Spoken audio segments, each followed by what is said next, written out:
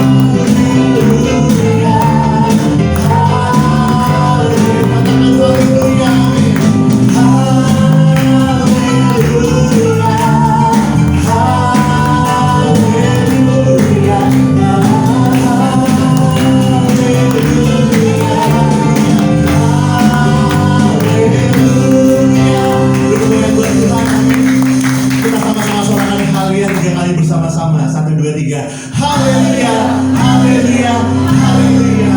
Kami terima kuasa-Mu Tuhan. Haleluya. Terima kasih Tuhan. Kau Allah yang hidup Tuhan.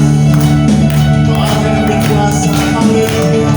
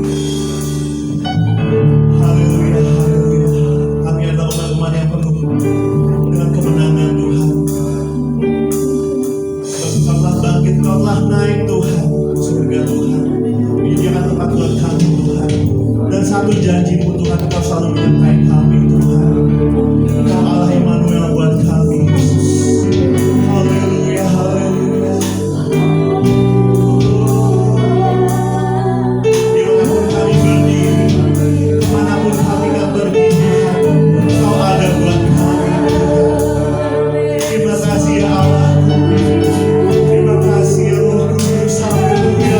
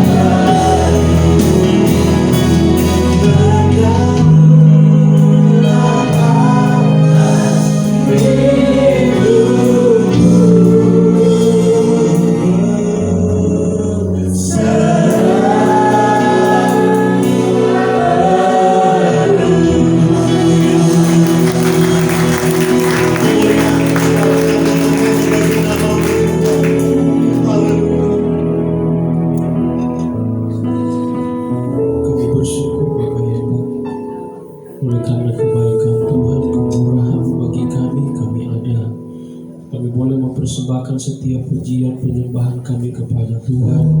Kami percaya lewat pujian kami, penyembahan kami, hati Tuhan sudah disenangkan.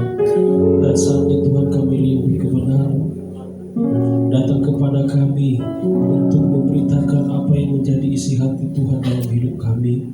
Sebab itu Tuhan, kami membuka hati selebar-lebarnya untuk kebenaran firman-Mu, sehingga kebenaran-Mu yang datang itu membentuk kami, menegur kami, menasehati kami untuk kami terus hidup berjalan dengan kehendak Tuhan. Urapi hamba-Mu yang Engkau menyampaikan kebenaran firman, kuasa otoritas Allah berdaulat dalam hidupnya, sehingga apa yang dia sampaikan itu yang menjadi isi hati Tuhan untuk bagi kami umat-umat Tuhan yang ada. Urapi kami semua, pendengaran kami, hati kami, sehingga kebenaran firman-Mu masuk dalam hidup kami, tertanam, bertumbuh, berbuah untuk kemuliaan nama Tuhan. Terima kasih Tuhan Yesus, terima kasih. Kami percaya ketika kami mempersembahkan yang terbaik lewat persembahan kami, kami percaya untuk pekerjaan Tuhan di tempat ini semakin diberkati dan hidup kami semakin dipakai jadi berkat. Terima kasih Tuhan, kami mendengar firman-Mu serta akan memberikan korban persembahan yang pertama dalam berkat nama Tuhan Yesus Kristus. Haleluya. Amin. Kita akan memberikan korban persembahan yang pertama. Petugas corner silakan untuk mempersiapkan diri. Kita naikkan pujian ini.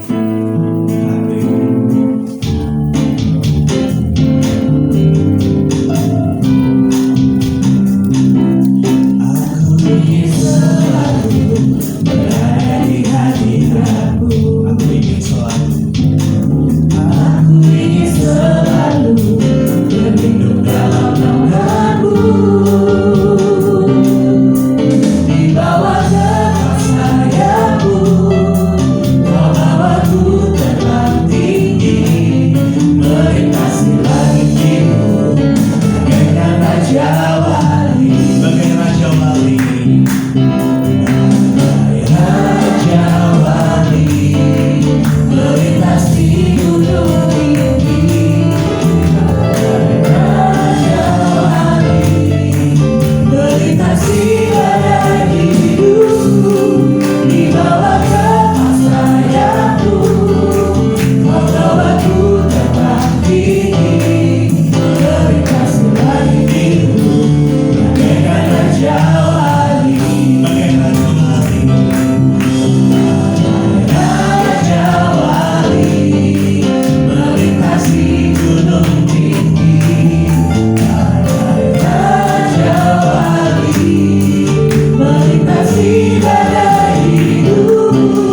Di bawah tepat sayap-Mu, Kau bawaku terbang tinggi, melintasi langit biru, bagaikan Raja Wali, melintasi langit biru, melintasi langit biru, bagaikan Raja Wali. Haleluya. Terima kasih untuk setiap korban persembahan yang telah diberikan, dan di waktu ini kita akan mendengarkan firman Tuhan. Waktu selanjutnya saya serahkan kepada hamba-Nya.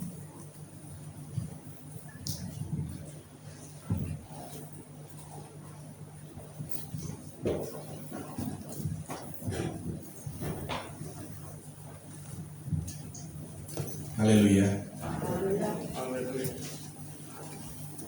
Sekali lagi, haleluya. Di lantai bawah saja, haleluya. Oke. Mari tepuk tangan buat Tuhan Yesus Kristus. Ya. Oke, terima kasih. Dipelanin lagi suaranya. Ya saudara, kita akan mendengarkan firman Tuhan yang berkaitan dengan Yesus naik ke sorga, di mana setelah kita memperingati hari Kamis kemarin, saudara, ada beberapa poin jadi pelajaran bagi kita tentang Yesus naik ke sorga. Itu poin pertama, karena misi Yesus datang ke bumi ini, saudara, memang sudah selesai, yaitu misi penebusan.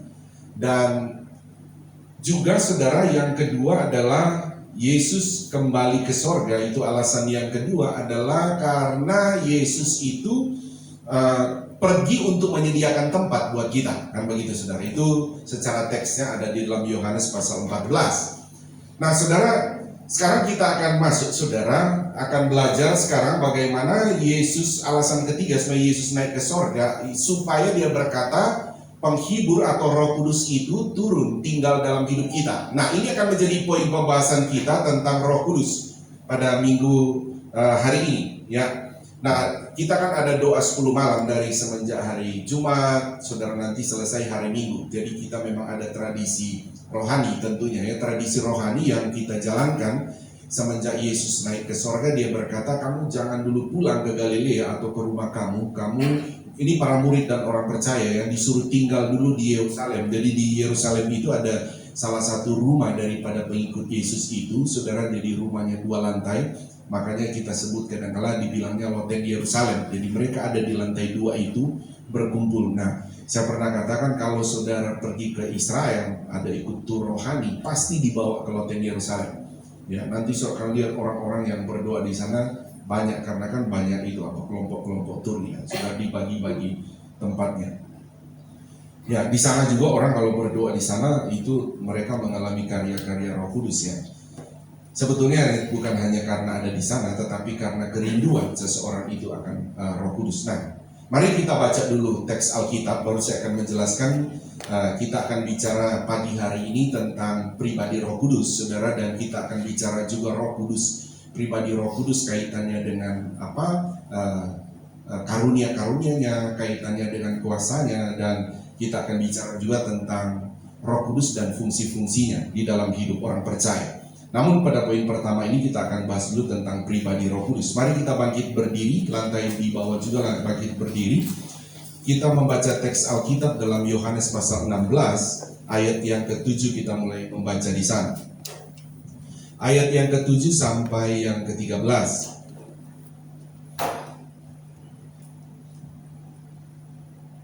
Bergantian saya dan saudara, ya. Namun benar yang kukatakan ini kepadamu adalah lebih berguna bagi kamu jika aku pergi. Ini Yesus, ya. Jadi lebih berguna, kata Yesus, jika aku pergi ke sorga. Begitu. Sebab jikalau aku tidak pergi ke sorga itu, tidak pergi kembali, penghibur. Nah, penghibur ini adalah Roh Kudus. Penghibur itu atau Roh Kudus itu tidak akan datang kepadamu.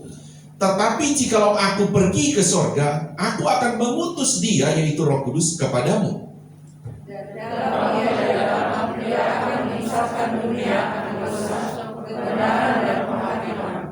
Akan dosa karena mereka tetap tidak percaya kepadaku. Akan kebenaran karena aku pergi kepada Bapa dan kamu tidak melihat aku lagi. Akan penghakiman karena penguasa dunia ini telah dihukum. Masanya apa yang harus kukatakan kepadamu, tetapi sekarang kamu belum dapat menangguhnya. Tetapi apabila ia datang, yaitu Roh kebenaran, ia akan memimpin kamu ke dalam seluruh kebenaran. Sebab ia tidak akan berkata-kata dari dirinya sendiri, tetapi segala sesuatu yang didengarnya itulah yang dikatakannya, dan ia akan memberitakan kepadamu hal-hal yang akan datang. Amin. Tuhan berkati, silakan duduk kembali. Saudara, bahwa kita sebentar lagi, saudara, akan memperingati. Jadi ingat, ya, saudara, semua yang kita lakukan ini konteksnya semua memperingati.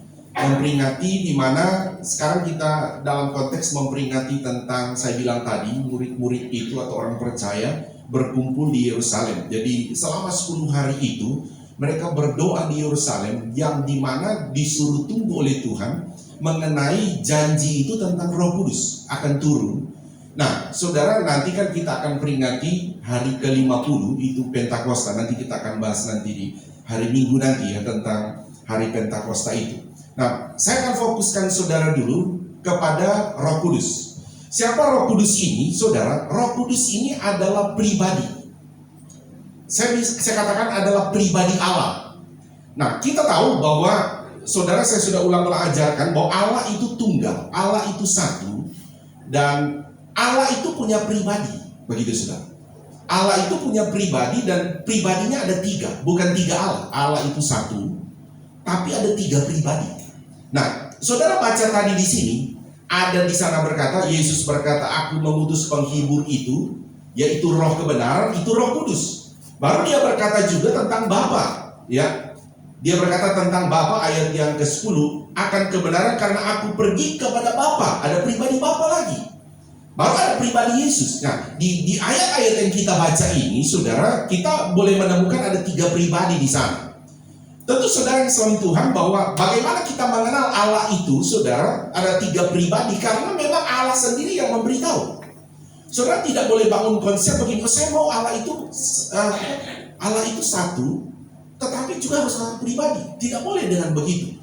Karena apa, saudara? Karena Allah ini sendiri yang memberitahu tentang pribadinya ada 3. Itu konsep beriman, saudara. Tidak boleh salah. Amin, saudara ya. Nah, oke, saya balik begini. Coba saya minta dulu, saudara, kita akan bicara bahwa Roh Kudus ini pribadi. Namun sebelum saya membawa saudara melihat dari sisi pribadinya, kenapa kita sebut dia pribadi, kita melihat dulu, saudara, kita kenal dulu tentang Roh Kudus ini ya. Coba Matius 28 ayat 19. Matius 28 ayat 19. Yang laki sini ya. Sini. Sini yang ada kursi. Ya, oke. Yang di bawah juga kalau ini buka kursi lagi aja ya. Mari kita baca ayat 19. 1, 2, 3. Karena itu pergilah, jadikanlah semua bangsa muridku, dan baptislah mereka dalam nama Bapa dan Anak dan Roh Kudus. Ingat ya, jadi Allah sendiri, saudara, yang memperkenalkan dia itu ada 3 pribadi, yaitu pribadi Bapa, baru pribadi apa lagi? Anak, dan pribadi Roh Kudus. Oke, saudara, kita tidak akan bahas Bapa dan Anak, tapi kita bahas pribadi Roh Kudus ya, saudara. Nah, pertama saudara pahami begini, saudara ya. Kenapa Yesus berkata ada lebih berguna aku pergi kembali supaya Roh Kudus itu datang, tinggal kepadamu.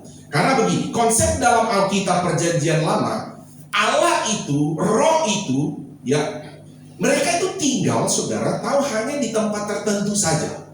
Ya, secara khusus mereka akan tinggal, saudara, Allah ini, saudara, ya, yang berdiam di sorga, begitu saudara, yang adalah Roh itu, saudara, dia kalau dalam konsep Perjanjian Lama, pertama dia hanya ada pada orang tertentu saja, seperti, dan terbatas saja ya saudara, terbatas dalam waktu.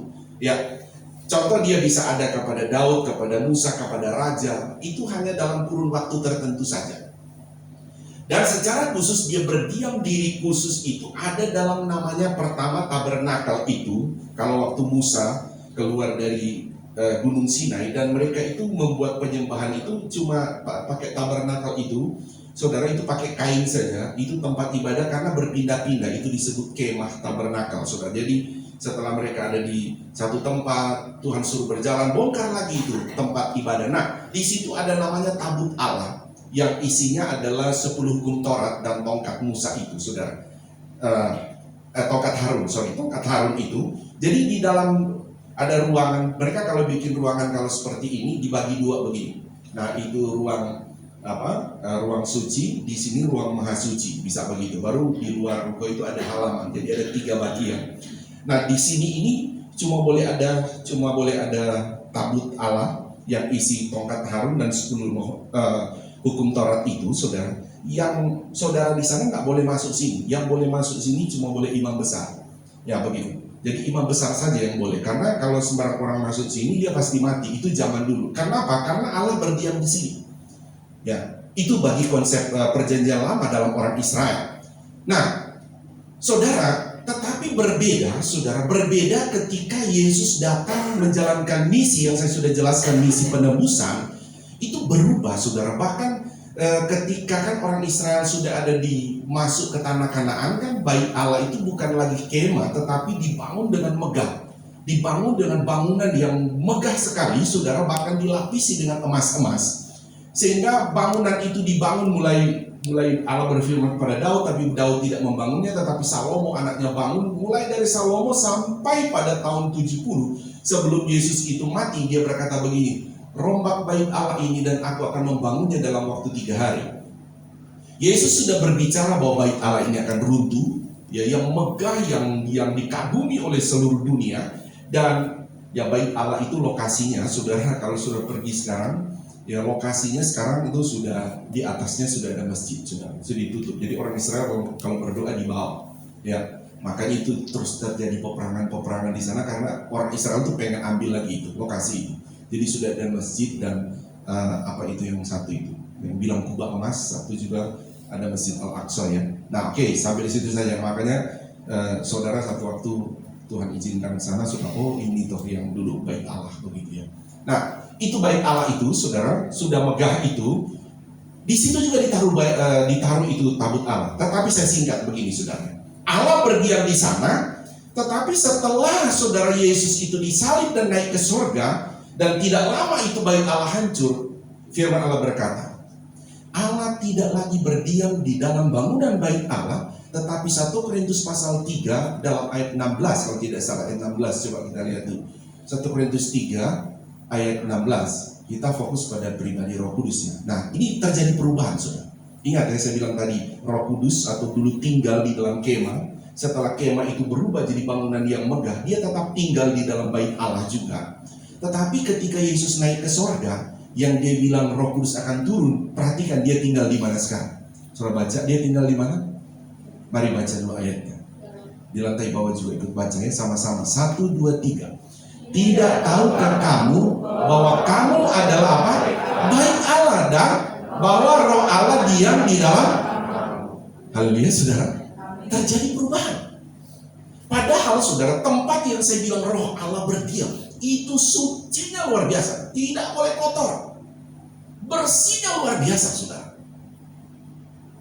Sehingga imam akan menjaga bagaimana tempat itu tidak boleh kotor.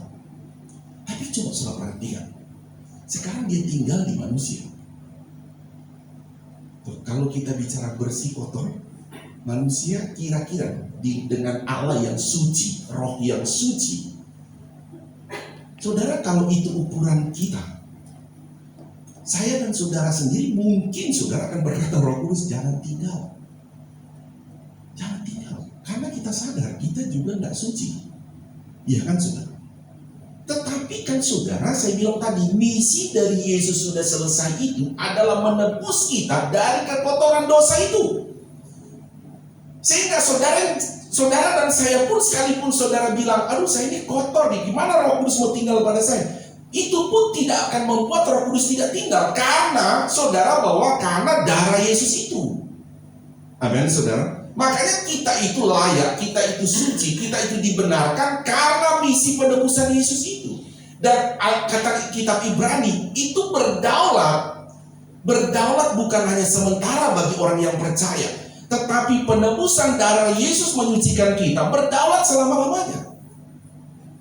Maka nanti kita akan lihat saudara fungsi Roh Kudus pada kita. Nanti salah satu poinnya begini saudara. Kalau orang percaya itu bersalah, itu Roh Kudus tidak akan pernah diam pada dia. Roh Kudus akan tuntun dia pada kebenaran. Salah satu kebenaran Roh Kudus bilang, kamu bersalah, cepat ada darah Yesus. Saudara, baik di lantai atas, lantai bawah, saudara ketika saudara bersalah, saudara rasa Roh Kudus bekerja itu. Jadi saudara jangan begini, oh Roh Kudus bekerja itu nanti saya akan teriak-teriak, saya akan berbahasa roh. Tidak, nanti kita akan bahas saudara pribadi Roh Kudus dengan karunia-karunia Roh Kudus ya. Dan fungsi Roh Kudus itu saya bilang tadi. Oke, saya balik dulu ya kepada pribadi Roh Kudus. Ya, jadi sekarang saudara sadar bahwa sebetulnya Roh Kudus itu saudara apapun telah tinggal kepada orang percaya. Orang percaya Yesus. Jadi siapapun saudara, mau warna kulit apapun, tinggi, pendek, asal suku manapun, asal engkau percaya, di dalammu ada Roh Kudus. Haleluya saudara. Jadi penting saudara sadari dulu, ada Roh Kudus dalam pribadi saudara. Nanti selanjutnya pribadi Roh Kudus ini saudara, nah di situ baru dia akan memberikan, saya bilang tadi kaitan dengan karunia-Nya. Roh Kudus akan memberikan saudara kaitan dengan kuasanya. Roh Kudus akan bekerja sesuai fungsi-fungsinya yang ada dalam kehidupan kita. Nah, masuk dulu ya saudara, Yohanes 4 ayat 24 dulu lah. Kita lihat pribadi Roh Kudus. Jadi saya bawa dulu saudara, pribadi Roh Kudus ini itu roh. Jadi saudara, Jangan saudara membayangkan pribadi Bapa, Anak, Roh Kudus ini adalah pribadi jasmani, itu pribadi roh yang memenuhi seluruh alam semesta. Itu pribadi. Jadi saudara tuh nggak bisa ukur, saudara. Nggak bisa ukur dengan logika kita gimana pribadi ini. Karena dia adalah pribadi maha ada, maha hadir, maha kuasa. Jadi dia bisa ada hadir di dalam tembok, di dalam batu. Ketika kita menyadari ini, saudara, kita saudara, kita sebetulnya pertama iman kita bangga ya, karena kemana kita pergi kita tahu ada Allah bersama dengan kita kan. Nah makanya saudara, kita harus kenal pribadi Tuhan. Makanya saudara mau kemanapun, saudara jangan pernah takut. Seperti lagu tadi, Allah Immanuel. Kenapa dia Allah Immanuel bisa beserta dengan kita? Saudara, dia Allah Immanuel harus saudara pahami dengan Allah itu roh. Mau saudara di udara, di darat, siang, malam, itu Allah selalu ada. Karena dia adalah pribadi roh. Mari kita baca 1, 2, 3. Allah itu roh, dan barang siapa menyembah dia harus menyembahnya dalam roh dan kebenaran. Konteks ayat ini, saudara, pertama memperkenalkan pribadi Allah itu adalah roh. Baik pribadi Bapa, pribadi Anak, pribadi Roh Kudus sendiri itu adalah roh pribadinya. Nah, dan juga dikatakan, saudara, ini konteks sebetulnya ayat ini muncul adalah tentang penyembahan antara orang Israel itu dan orang Yehuda. Jadi kerajaan Israel ini kan terbagi dua. Ya, terbagi dua, dan ada namanya kerajaan Yehuda dan kerajaan Israel. Nah, dua-dua membangun bait Allah, tetapi bait Allah yang benar sesungguhnya ada di Yerusalem. Sehingga ketika mereka memperdebatkan, kami harus menyembah menghadap, cara orang Israel kan di mana mereka berada harus ada kiblatnya. Ya, diikuti oleh agama seberang kan mesti ada kiblat. Tapi pertama muncul itu adalah orang Israel. Ya, kan antara orang Israel, agama paling tua kan dari kita Israel dulu, baru Kristen, ya baru 6 abad kemudian muncul agama Islam ya saudara ya. Nah, saya balik lagi. Jadi orang Israel ini mereka kalau menyembah harus ada kiblatnya. Nah, kiblatnya orang Yehuda itu di Yerusalem, kiblatnya orang Israel itu di Moria, Gunung Moria ya saudara, Gerizim. Mereka harus menyembah ke bait Allah mereka. Nah, Tuhan Yesus datang kepada mereka dan Tuhan berkata, akan ada satu waktu kamu tidak lagi menyembah mengarah ke kiblat A, kiblat B, tetapi kamu akan menyembah Allah itu roh. Jadi Allah itu roh, memenuhi semua alam semesta. Kamu mau hadap kiri, mau hadap kiri, hadap kanan, hadap depan, hadap belakang, mau duduk, mau kemana pun, lagi nyetir mobil, lagi makan, bagaimana posisi pun, sungguh-sungguh engkau menyembah Tuhan, Tuhan ada di sana. Haleluya saudara. Itu Tuhan perkenalkan. Jadi saudara, konsep kita tentang Tuhan dibawa oleh Tuhan bukan dalam konsep lagi melihat seperti orang Israel zaman dulu dalam hal jasmani. Oh, dia ada di dalam bait Allah. Oh, kita harus menyembah menghadap ke sana. Tidak. Allah membawa kita untuk melihat menyembah Allah dalam roh dan kebenaran. Ini tentang kiblatnya, saudara ya. Sehingga saudara di tempat kerja, mau di rumah, ada yang sakit, aduh saya sudah tidak bisa bangun. Bagaimanapun saudara, yang penting hati mau menyembah Tuhan, tidak usah pikir mau hadap mana, menyembah saja Tuhan akan ada di sana. Itu Tuhan kita. Haleluya saudara. Nah, saya lanjut. Sekarang saudara, saya akan berkata begini.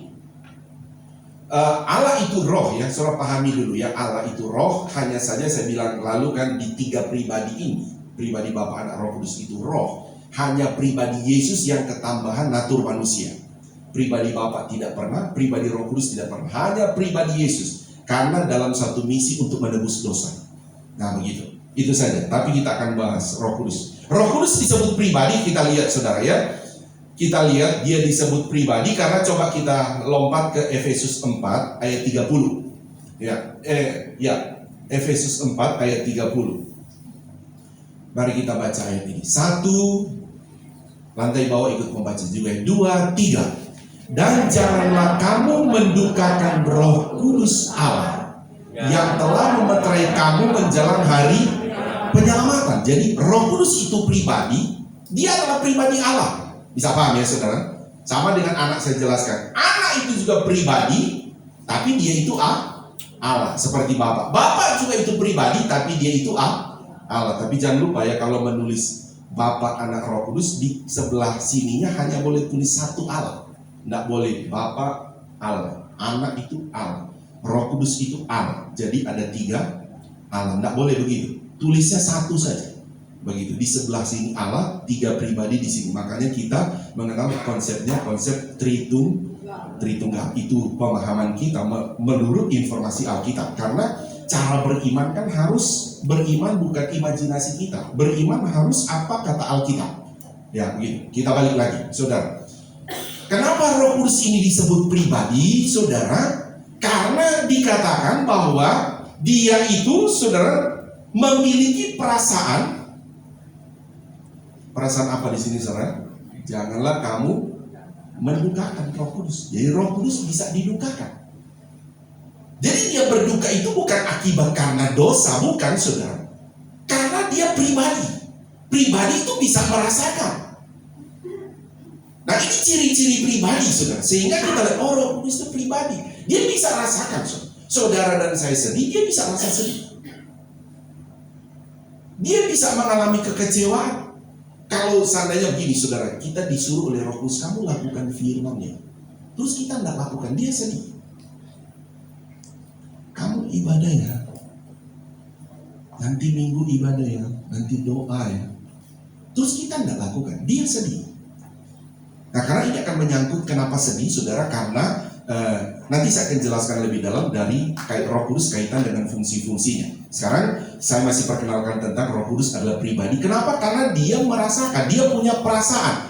Ya, perasaannya adalah dia itu mengalami duka. Dia mengalami duka cita, begitu. Kalau ada kehilangan, makanya kalau ada orang tadinya percaya Yesus, terus dia tidak percaya, nah itu Roh Kudus merasa sedih. Sedihnya itu bukan karena dia berkekurangan, bukan. Sedih lihat itu, sedih loh, kamu tuh tidak tahu ya, kamu tuh sebetulnya diselamatkan tadinya dari neraka. Sekarang kamu tinggalkan Yesus, sedih loh, kamu itu masuk neraka. Jadi Roh Kudus tuh dia juga rasa berduka. Pokok orang itu tinggalkan Yesus, begitu. Nah, selanjutnya, jadi kita masih bicara Roh Kudus itu pribadi. Indikatornya karena memang Roh Kudus itu punya perasaan yang dia bisa didukakan. Lanjut lagi, saudara, kita lihat ya. Roh Kudus itu pribadi, saudara. Roma 8 ayat 27. Baca ayat ini. 1, 2, 3. Dan Allah yang menyelidiki hati nurani mengetahui maksud Roh itu, yaitu bahwa ia sesuai dengan kehendak Allah berdoa untuk orang-orang kudus. Jadi kita lihat, dan Allah yang menyelidiki hati nurani mengetahui maksud itu. Jadi dia itu punya pikiran. Roh Kudus ini, saudara, maksud Roh itu. Roh itu tahu tentang pikiran Bapa, tahu tentang pikiran Yesus, tahu tentang pikiran kita, karena juga pikiran. Dia itu punya pikiran. Jadi ini tentu, saudara, ciri-ciri kan kita punya pribadi. Bahwa dia Allah punya pribadi karena dia memperkenalkan tentang dia punya pikiran. Dia itu bisa didukakan. Satu ayat lagi, 1 Korintus 14 ayat 2. Ayat 2. Ya, baca 1, 2, 3. Siapa yang berkata-kata dengan bahasa roh tidak berkata-kata kepada manusia, tetapi kepada Allah, sebab tidak ada seorang pun yang mengerti bahasanya. Oleh roh ia mengucapkan hal-hal yang rahasia. Jadi saudara di sini, ini kalau ini nanti saya jelaskan Roh Kudus berkaitan dengan karunia-karunia. Ya saudara, makanya saudara, tapi ini nanti saya jelaskan lebih dalam ya. Tapi ini sekali lagi, kalau karunia bahasa roh itu ada, tapi tidak semua saudara akan dapat. Tidak semua, karena karunia itu tidak semua dikasih dalam satu kelompok kita. Tapi sebaliknya, kalau ada di antara saudara tidak punya karunia dan di kiri atau kanan saudara punya karunia bahasa roh, tapi dalam ketika dia menyembah terus, oh ini orang bahasa roh ya, kenapa? Saudara jangan menghakimi ya, jangan menghakimi, oh, kenapa dia bahasa begitu ya? Wah ini ngapain nih Kristen ini kayak ini? Jangan, saudara memang tidak diberikan itu. Ya karena ada ayatnya berkata jangan mengejeknya, nah, kan begitu ya.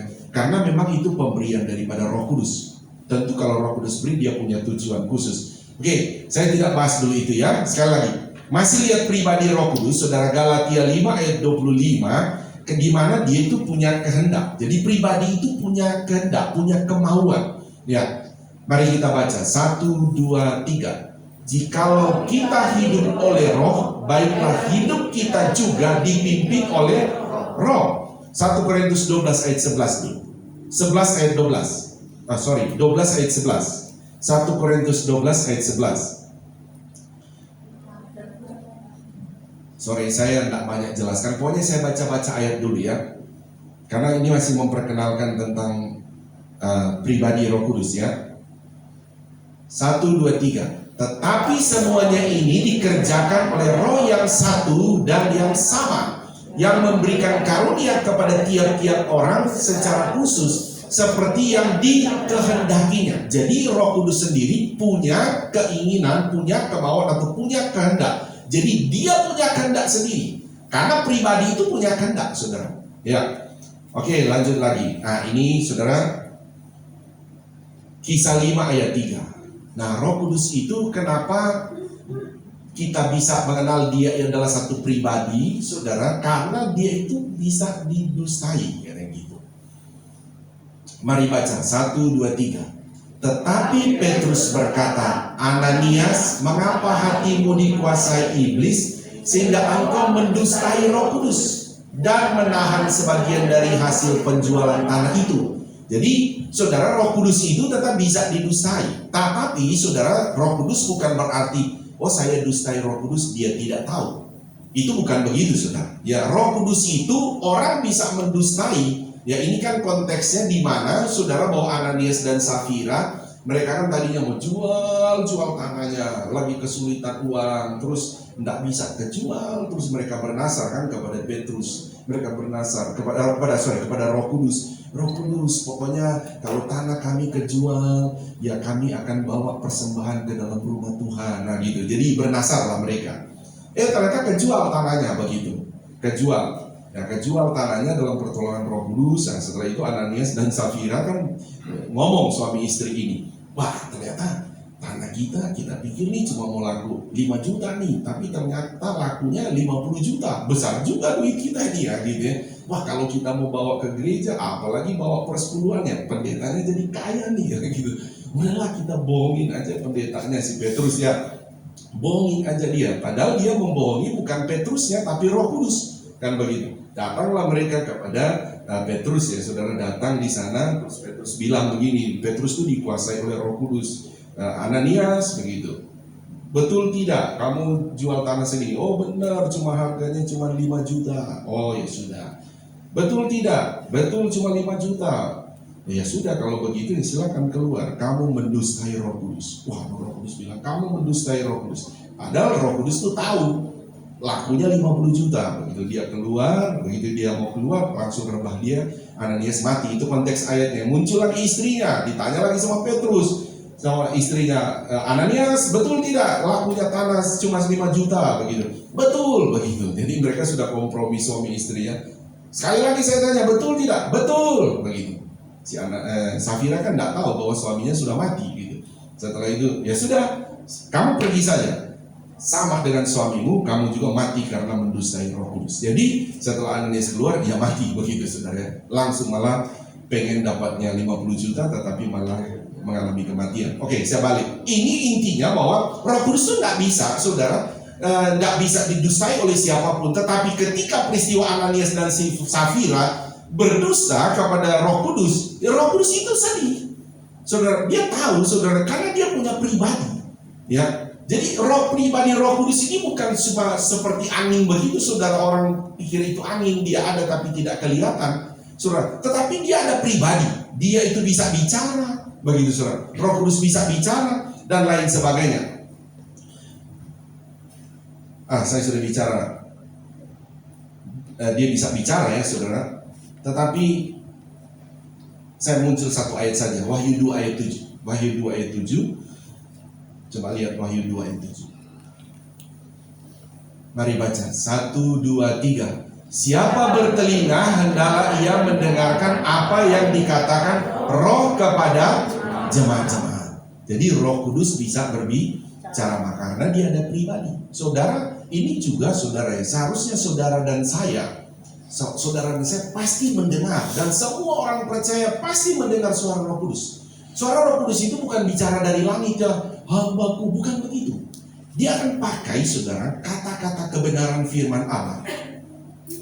Apakah saudara baca? Makanya saya begini saudara, saya akan meminta saudara yang terdaftar sebagai jemaat Tuhan di tempat ini wajib membaca Alkitab setiap hari minimal berapa pasal saudara? 1 pasal, itu minimal 1 pasal, lebih puji Tuhan. Kenapa saudara? Karena kalau Roh Kudus mau bicara, dia akan pakai kebenaran firman Allah. Begitu. Sekalipun kadang-kala bicara firman Allah dengan bahasa-bahasa, entah bahasa lokal kita saudara, atau bahasa daerah kita maksudnya, begitu ya, atau bahasa apa, dia pasti bicara. Jadi saudara pasti dengar Roh Kudus akan bicara. Entahkah bicara menguatkan, bicara menegur, itu pasti ada Roh Kudus bicara. Ya, oke ya. Roh Kudus tadi sudah ya bisa didudukan, dia bicara, dan juga dia bisa, ini satu ayat lagi nih saudara. Ya, ini saya munculkan beberapa supaya tertanam bagi saudara, Roh Kudus ini pribadi. Supaya saudara, entah saudara berdoa, itu tujuannya, saudara berdoa, dia itu bisa bicara. Tapi saudara juga, dan saya menjalani hidup, saudara juga akan hati-hati, Roh Kudus ini bisa didukakan. Jangan sampai kita bohongin Roh Kudus gitu. Ya, satu lagi nih saudara, mengenai ini penting juga saudara, penting bagi kita ketahui, Roh Kudus itu bisa dihina atau dihujat. Matius 12 ayat 31. Jadi yang bisa dihujat kan tidak bisa benda mati. Saudara bisa, saya mau hujat batu, saya mau hujat besi ya, tidak bisa. Atau kayu, tidak bisa, dia bukan pribadi. Begitu. Jadi yang bisa mengalami hujatan hanya pribadi. Mari kita baca 1, 2, 3. Sebab itu aku berkata kepadamu, segala dosa dan hujat manusia akan diampuni, tetapi hujat terhadap Roh Kudus tidak akan diampuni. Ini yang kita bilang, segala dosa dan hujat manusia akan diampuni. Tapi kalau hujat terhadap Roh Kudus, apa saudara? Tidak akan diampuni. Ya. Nah, karena Roh Kudus ini pribadi saudara, makanya saya bilang Roh Kudus itu bisa mengalami hujatan. Ya makanya tapi saudara ya, saya bilang tadi kalau masuk dalam mengenai Roh Kudus kaitannya dengan karunia-karunianya, ya salah satu karunia Roh Kudus itu bagi orang percaya saudara itu adalah bahasa roh, begitu. So, itu kan karunia Roh Kudus. Ya karena Roh Kudus memberikannya, ya saudara jangan hujat si pemberi itu saudara. Mungkin saudara kadang-kadang, Pak itu ya dia kalau bahasa roh dia mau hujat, ya sudah, kamu hujat karunianya, makanya kamu tidak dapat karunia itu. Tapi kalau menghujat pribadi Roh Kudus, kamu tidak akan diampuni. Tapi termasuk itu, kalau orang sesama kita yang sudah percaya itu ada karunia-karunia Roh Kudus, jangan. Makanya Alkitab berkata, kalau saudara tidak punya karunia bahasa roh, kamu jangan menghujat, berdiam saja. Atau saudara bilang saja haleluya, puji Tuhan, begitu. Saudara jangan juga, saya risih ya, terganggu dengan dia bahasa roh. Nggak boleh juga. Karena fungsi Roh Kudus, karunia Roh Kudus itu bertujuan untuk membangun seluruh jemaat. Entah karunia bahasa roh dan karunia yang lain, semua itu bertujuan untuk kebersamaan ya. Oke, saya tinggalkan dulu tentang Roh Kudus adalah pribadi. Setelah saudara mengenal saudara bahwa Roh Kudus ini pribadi ya, dengan tujuan tentu sehingga setelah saudara mendengar firman Allah ini, saya berharap saudara saudara banyak bersekutu dengan Roh Kudus, saudara banyak berbicara kepada Roh Kudus, saudara perlu bilang Roh Kudus ajarkan saya, Roh Kudus bimbing saya, dan saya percaya saudara akan punya pengalaman pribadi dengan Roh Kudus. Saudara mungkin tahu, saya kok tadi begini ya, saya kayaknya dengar Tuhan bilang begini ya, gitu saudara. Ya saudara pasti begitu, karena saudara tidak akan melihat pribadi Roh Kudus. Karena itu roh, kita kan jasmani, saudara. Kita nggak bisa lihat dia, tetapi itu ada. Makanya kadang-kadang begini, Roh Kudus ini atau pribadi Bapa, Anak, Roh Kudus ini dalam konteks Tuhan, kadang-kala dianalogikan seperti begini. Apa ya saudara? Di sini apa ya? Oh, angin dulu di angin. Di sini ini saya terasa ada angin. Tapi saudara bisa lihat angin nggak saudara? Tidak kan? Tapi angin ada kan? Saudara yang duduk dekat AC, terasa ya ada angin AC ya. Bisa nggak bisa lihat kan? Nggak bisa lihat angin kan? Tapi ada. Nah ini hanya analogi begitu ya saudara, bahwa itu angin ada. Ya begitu juga pribadi Roh Kudus Tuhan ini. Saudara mau lihat? Nggak ada. Tapi itu ada. Makanya kalau Alkitab menyarankan kamu lihat Tuhan, pengen lihat Tuhan, lihat, percaya dulu aja tentang ciptaannya, kan begitu saudara. So lihat ini alam semesta ini Tuhan ciptakan, bumi ini bagaimana dia bisa bulat berputar di porosnya sudah ribuan tahun, tidak bergeser, matahari terus ada di situ, kan begitu saudara. Dan lain sebagainya. Nah kita balik lagi saudara. Apa lagi yang saya bisa analogikan buat saudara? Oh gini. Sini, lampu-lampu. Bukan lampunya ya saudara. Lampu saudara bisa lihat. Lampu ini dinyala karena apa saudara? Hah? Aliran listriknya ya, setrumnya ya. Saudara pernah lihat nggak setrumnya? Pernah lihat? Nggak bisa lihat kan? Tapi kalau saudara pegang setrumnya, siapa yang pernah ke setrum sini saudara? Ada yang pernah ke setrum? Coba angkat tangan yang pernah saudara. Biar saudara bisa tahu Tuhan itu ada ya. Saya juga pernah ke setrum. Nggak bisa sih kelihatan. Tapi kalau saudara bilang, atau satu waktu ada orang coba, saya nggak percaya Tuhan. Terus saudara analogikan begini, saudara bilang coba dia pegang dulu ini ya, setrum. Nggak kelihatan, nah itu baru dia rasa. Tuhan juga begitu saudara, nggak kelihatan. Tapi itu bisa bicara. Amin saudara. Itu Roh Kudus bisa bicara. Ya, oke saudara memahami tentang konsep Roh Kudus ini, di mana Yesus berkata adalah lebih baik, lebih berguna bagi kamu jikalau aku pergi, supaya Roh Kudus itu tinggal kepada kamu. Dan saya bilang tadi bahwa Roh Kudus itu tidak lagi tinggal dalam sebuah bangunan, tetapi dia tinggal dalam 1 Korintus kita baca tadi, tinggal di dalam pribadi orang percaya. Makanya saudara jangan sampai saudara pikir begini ya, saudara, bahwa saya bilang tadi, saudara, saya ini orang tidak layak, tapi engkau orang percaya Yesus. Tapi sebetulnya ketika engkau berkata saya ini orang tidak layak, nah itu sebetulnya pekerjaan Roh Kudus dalam hidup, menyadarkan engkau memang engkau tidak layak. Tapi memang Roh Kudus sudah konsep Tuhan, sudah ketetapan Tuhan. Kalau orang percaya, mau apapun kondisi orang itu, ada Roh Kudus dalam hidup dia. Haleluya saudara. Sekali lagi, jangan pernah lupa saudara. Atau bukan cuma lupa, jangan pernah tidak beriman. Karena salah satu imanmu harus timbul bahwa tubuhmu adalah bait Allah atau bait Roh Kudus. Amin. Bilang kiri kanan juga, lantai bawah, tubuh kita adalah bait Allah. Amin. Tubuh kita bait Allah.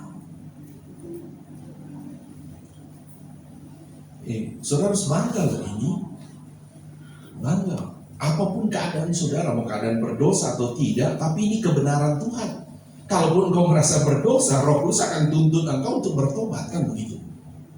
Maksudnya saya bilang bangga, saudara bangga, kenapa? Sekali lagi karena Roh Kudus ini kan kita kenal adalah pribadi Allah. Yang pribadi Allah ini, saudara, dia tidak menyatakan diri tinggal kepada orang yang tidak percaya. Dia hanya menyatakan diri atau tinggal kepada orang percaya Yesus.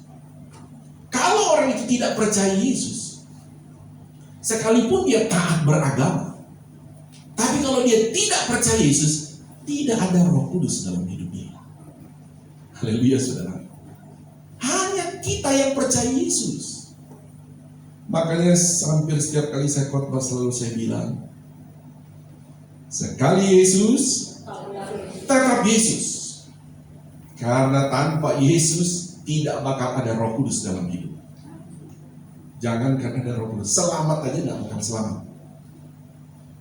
Masih ingat pengajaran firman saudara bagi kita yang saya ajarkan beberapa waktu lalu, Kalau orang tidak percaya Yesus, posisinya ada di mana, saudara?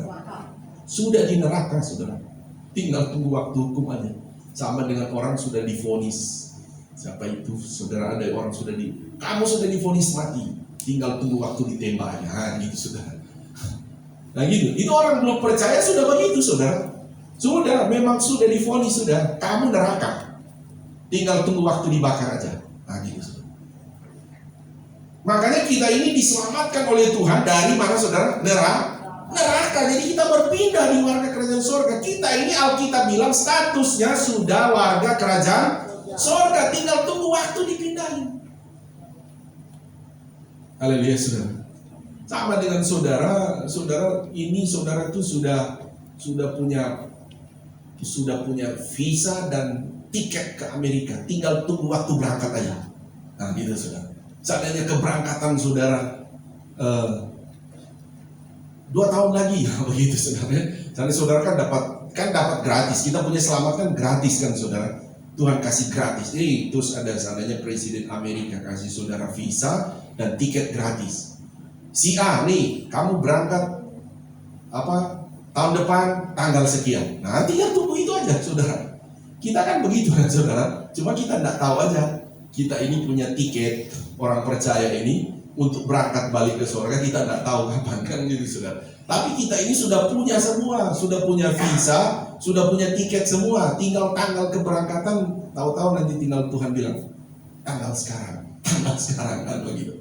Kalau Tuhan kasih tahu sekarang kan kita takut kan, saudara ya. Kita takut semua kalau Tuhan bilang si A, si B tanggal ini. Aduh, saudara, gimana nih? Nah gitu. Tapi semua orang percaya sudah ada tanggalnya, sudah ada visanya. Begini. Ya, oke, kita balik lagi ya, saudara. Saya masuk pada poin berikut, saudara.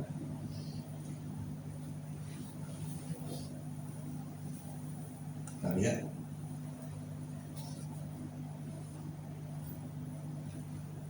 Sorry, bergeser. Ya. Sekarang kita masuk pada poin yang kedua. Tadi kita poin pertama, kita bicara tentang Roh Kudus ya. Sekarang bicara tentang pribadi Roh Kudus. Sekarang kita bicara Roh Kudus dan tentang fungsi Roh Kudus pada orang percaya. Ini. Coba kita lihat Yohanes 16 ayat 13. Kita balik pada pembacaan ayat tadi kita, ayat mula. Ayat 13 kita baca. Jadi ada berapa fungsi Roh Kudus ya untuk bagi kita orang percaya.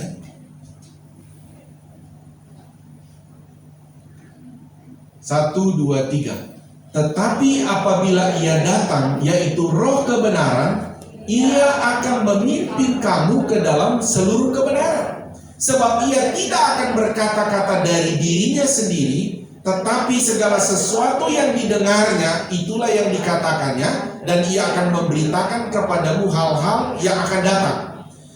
Perhatikan di sini, saudara, salah satu fungsi Roh Kudus, karena ada beberapa poin tentang fungsi Roh Kudus juga akan kita bahas ini. Jadi ini agak panjang nih, ya, tentang fungsi Roh Kudus. Yang pertama di sini, saudara, fungsi Roh Kudus, dia berkata akan memimpin kamu kemana, saudara? Ke dalam seluruh kebenaran. Nah, ini yang saya bilang tadi, saudara, yang fungsi Roh Kudus bagi kita. Ketika orang percaya Yesus itu, entah dari anak-anak. Nah, makanya kan saya bilang, saudara, kalau kita kan konsep kita di GPDI, anak-anak itu kita tidak baptis. Yang kita lakukan adalah penyerahan anak. Begitu, penyerahan anak, karena tidak boleh orang belum percaya dibaptis. Jadi konsepnya dulu percaya dulu baru dibaptis. Nah, seperti Tuhan Yesus kan kita ikutin. Jadi penyerahan anak, Tuhan Yesus itu diserahkan dan disunat itu 8 hari. Jadi umur 8 hari sudah dibawa. Nah, yang belum bawa anaknya ya diserahin ya, bawa kepada Tuhan, karena itu bentuk pengakuan iman. Kita membawa anak kita itu bahwa dia itu mengakui. Jadi saudara, secara kita kan punya namanya kayak sakramen begitu ya. Dan salah satu penyerahan anak ini sangat penting. Kenapa? Karena ini bentuk pengakuan iman anak kita itu mengaku iman kepada Yesus. Setelah itu saudara, ketika dia percaya, di dalam anak itu ada Roh Kudus. Itu maksud saya.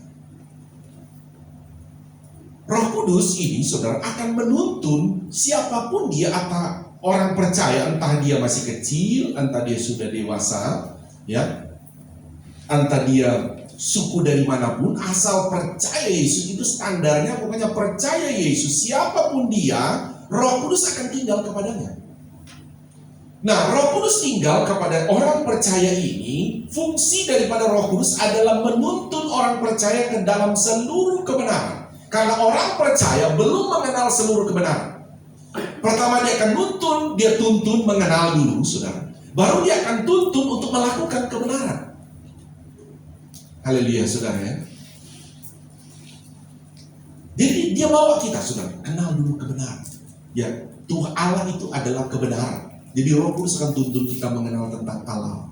Roh Kudus menuntun kita mengenal tentang Pencipta. Roh Kudus menuntun kita mengenal tentang perintah-perintah Tuhan. Jadi dia bawa kita ke dalam seluruh kebenaran. Makanya saya pernah katakan begini, saudara. Roh Kudus itu tidak pernah akan berkata kepada saudara untuk begini, oh tidak usah berdoa, tidak usah ibadah. Tidak pernah. Jadi kalau saudara mendengar itu, ya entah bapak, entah suami, entah anak, entah orang tua, saudara, atau beginilah saudara ya. Saya bilang begini. Satu waktu seandainya suami saudara berkata kepada saudara sebagai istri, oh kita hari ini tidak usah ke gereja, mau pergi aja. Saudara ingat, sudah pasti itu bukan suara Roh Kudus.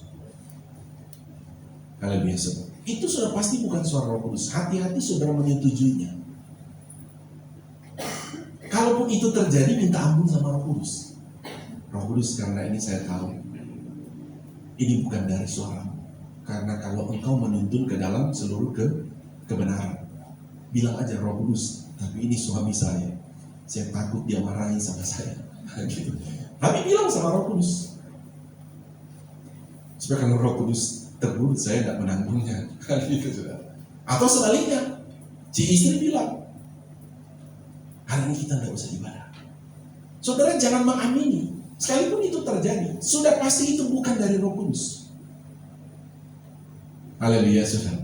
Atau anak saudara yang minta, kita nggak usah ke gereja hari ini. Nah, ini jalan-jalan aja. Sekalipun itu terjadi bagi saudara, tapi jangan pernah menyetujuinya dalam iman saudara. Tentu pastinya itu bukan dari Roh Kudus.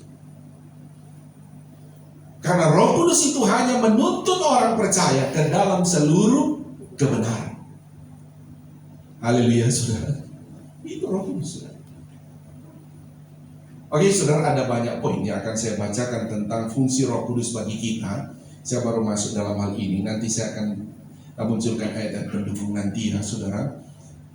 Di hari-hari ini, saudara, kalau bisa, saudara ikut ya saudara dalam doa-doa 10 malam, karena pelajaran Roh Kudus ini akan kita bahas dalam 10 malam ini ke depan, saudara ya. 10 malam ini ada doa di tempat ini, saudara boleh datang menikmati penyembahan kepada Tuhan. Kita cuma menyembah ya. Saya pulang semalam juga berdoa, Tuhan, kami cuma pakai waktu 1 jam ya. Tapi Roh Kudus itu ternyata tidak diukur kamu itu 1 jam, 2 jam. Tapi bagaimana waktu yang ada kamu pergunakan sebaik-baiknya. Kan gitu. Saya lihat baru mulai orang menyembah Tuhan semua sungguh-sungguh Roh Kudus ada. Jadi ternyata Roh Kudus itu tidak ukur kamu lama menyembahnya, tapi kerinduanmu, fokusmu cari Tuhan.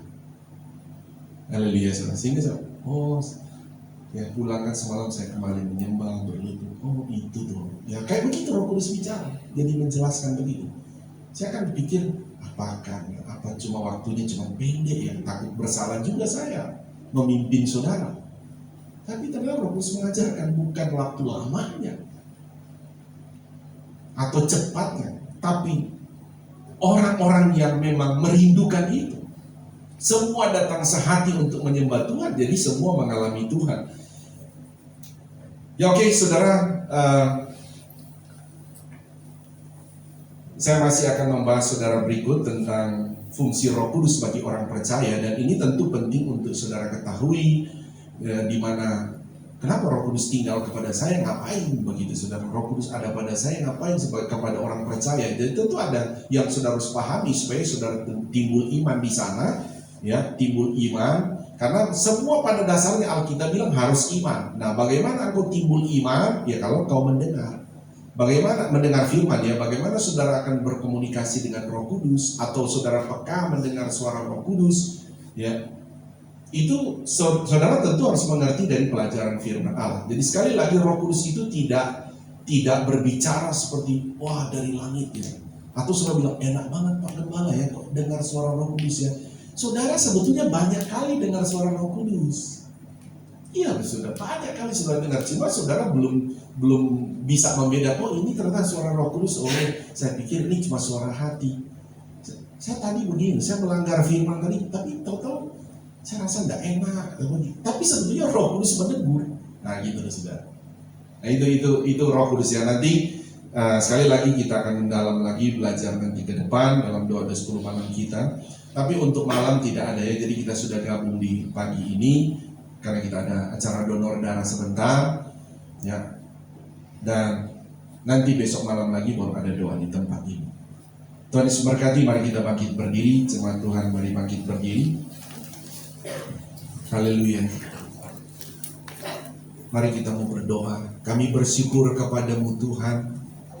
Setiap kami Engkau telah memperkenalkan tentang pribadi-Mu adalah Allah. Betapa bangganya kami ya Roh Kudus. Tubuh kami yang kami pun menyadari adalah tubuh yang berdosa, pribadi yang berdosa.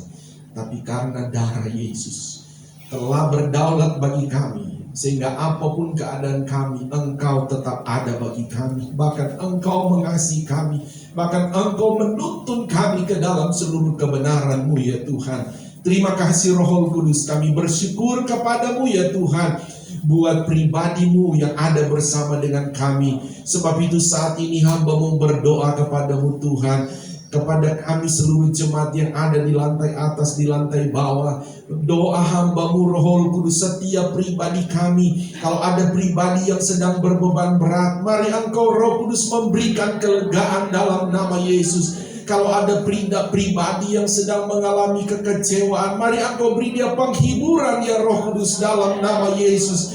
Kalau ada pribadi yang sedang bergumul dalam rumah tangga, dalam pekerjaan, dalam keuangan, dalam kesehatannya, hamba mohon Roh Kudus di dalam nama Yesus, mari Engkau pulihkan dalam nama Yesus. Engkau sembuhkan dalam nama Yesus. Dan Engkau pulihkan setiap usaha pekerjaan umat-umat-Mu. Engkau berkati dalam nama Yesus. Karena Engkau Roh Kudus adalah penolong yang sejati bagi kami semua. Terima kasih Tuhan, kami bersyukur untuk kebenaran firman-Mu. Kami bersyukur juga untuk lawatan bagi kami. Kami percaya setiap pergumulan kami umat-umat-Mu, Engkau Allah Roh Kudus menolong memberkati kami. Terima kasih dalam nama-Mu Tuhan Yesus kami berdoa dan bersyukur. Haleluya. Semua yang percaya berkata amin. Tepuk tangan beri kemuliaan buat Tuhan Yesus. Tuhan berkati kita. Silakan duduk. Saya serahkan pada yang bertugas.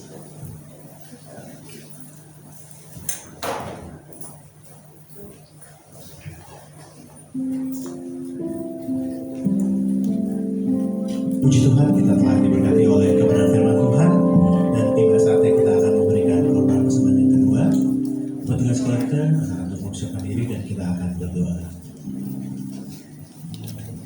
Terima kasih Tuhan, hari ini Tuhan segera kami memberikan korban persembahan, mengganti tangan-tangan belakang dari Tuhan. Terima kasih Bapa dan Yesus, haleluya, amin. Haleluya. Persembahan akan menjalankan, kita naikkan pujian bagai Raja Wali. Aku ingin selalu berada di hadirat-Mu. Aku ingin selalu berlindung dalam naungan-Mu. Di bawah tegang sayap-Mu, Kau bawaku terbang tinggi, melintasi langit biru.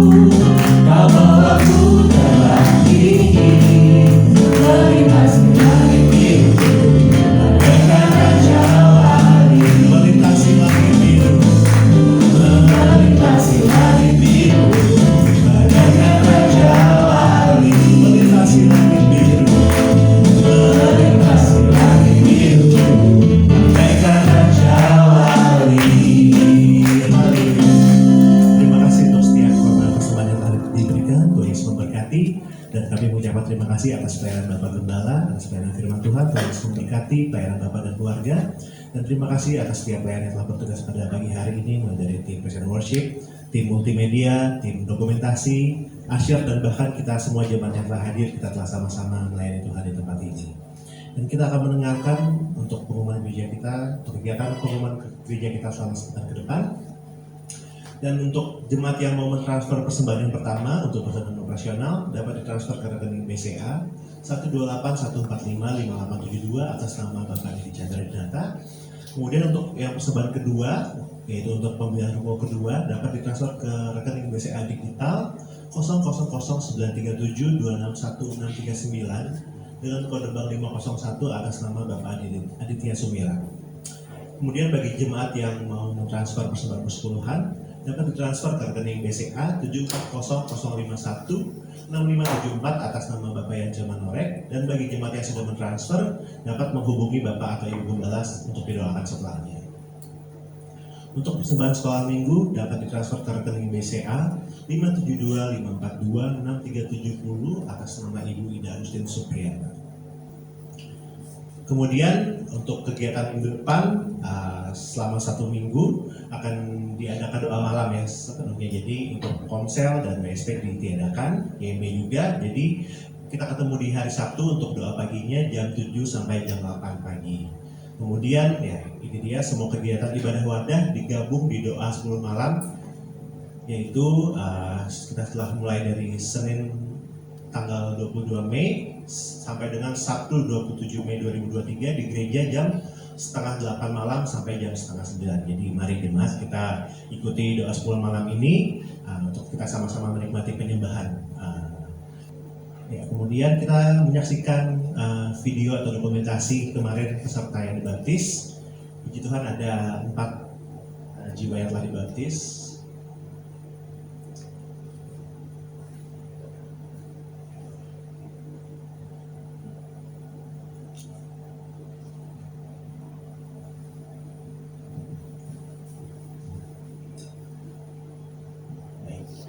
Puji Tuhan, mungkin ada tambahan pengumuman dari Bapak Gembala atau Ibu Gembala. Oke. Baik, kita akan akhiri ibadah pada pagi hari ini sama-sama jemaat bagi berdiri. Nanti kita akan tutup dalam doa. Bapak Gembala langsung tutup dalam doa.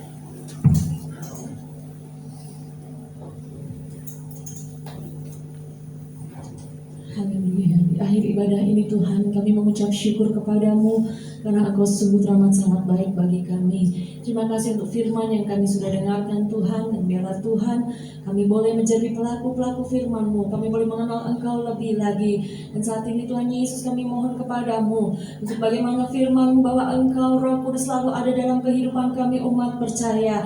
Oleh karenanya Tuhan kami memohon kepadamu, beri kami kepekaan untuk selalu mendengar suara-Mu, sehingga dari hari ke hari kami senantiasa dituntun untuk menjadi lebih berkenan di hadapan-Mu. Terima kasih Tuhan Yesus, terima kasih Roh Kudus. Sebentar kami akan melakukan donor darah. Tuhan kami serahkan ke dalam tangan-Mu Tuhan, biarlah semuanya berjalan dengan baik. Bahkan ibadah anak-anak yang akan kami lakukan setelah ibadah ini Tuhan, Engkau juga hadir di dalamnya, dan Engkau bekerja dan memberkati setiap anak-anak, bahkan pelayan-pelayan yang melayani. Terima kasih Tuhan Yesus, terima kasih Roh Kudus. Sepanjang minggu yang akan datang, kegiatan kami doa 10 malam Tuhan, kami juga serahkan ke dalam tangan-Mu. Taruh kerinduan dalam setiap jemaat-Mu Tuhan, untuk sama-sama beribadah, menyembah Engkau, memuliakan Engkau, dan diisi oleh kebenaran-Mu. Kami boleh bertumbuh Tuhan di dalam iman bersama dengan Engkau. Terima kasih Tuhan, Engkau melihat Tuhan umat-umat-Mu yang datang dengan pergumulan Tuhan, apapun yang menjadi pergumulan mereka. Tuhan Yesus kami percaya Engkaulah satu-satunya jawaban bagi kami, Engkaulah satu-satunya penolong bagi kami. Dan kami percaya Tuhan, ketika kami mengandalkan Engkau, ketika kami ikut jalan-Mu Tuhan, maka Engkau akan nyatakan kemenangan demi kemenangan menjadi bagian kami. Mujizat-Mu Kau akan kerjakan di dalam kehidupan kami, dan kemuliaan demi kemuliaan kami akan terima oleh karena Engkau. Terima kasih Tuhan Yesus, terima kasih Roh Kudus. Umat-umat-Mu yang saat ini terbaring sakit Tuhan, Engkau melawat mereka Tuhan. Hamba-Mu tidak dapat sebutkan satu persatu, tetapi Engkau tahu Tuhan keberadaan mereka. Lawat mereka, jamah dan sembuhkan di dalam nama Yesus. Kesembuhan terjadi, pemulihan terjadi, dan umat-umat-Mu boleh kembali beribadah kepadamu, memuliakan Engkau. Terima kasih Tuhan Yesus, terima kasih Roh Kudus. Sebentar kami akan menerima berkat daripadamu. Terus Engkau berkarya dalam kehidupan kami. Mari angkat kedua belah tangan kita.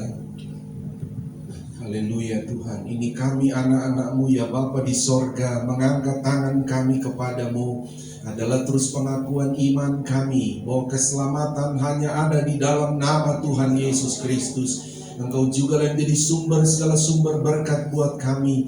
Mohon memberkati kami semua dengan berkat-berkat rohani, juga berkat-berkat jasmani. Saudaraku, terimalah berkat daripada Allah Bapa, cinta kasih sayang daripada Tuhan Yesus Kristus, penghiburan, persekutuan, kuat kuasa, urapan-urapan baru dari Roh Kudus mengurapi, memberkati setiap pribadi kita, memberkati setiap rumah tangga kita, memberkati setiap pergumulan kita, pekerjaan, keuangan kita diberkati saat ini sampai Maranatha. Tuhan Yesus datang kembali menjemput kita semua. Taruh tangan di dada, naikkan pujian ini.